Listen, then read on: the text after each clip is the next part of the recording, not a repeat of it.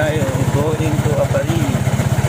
Punta tayo bibili ng Dunkin Donuts para kay Mama.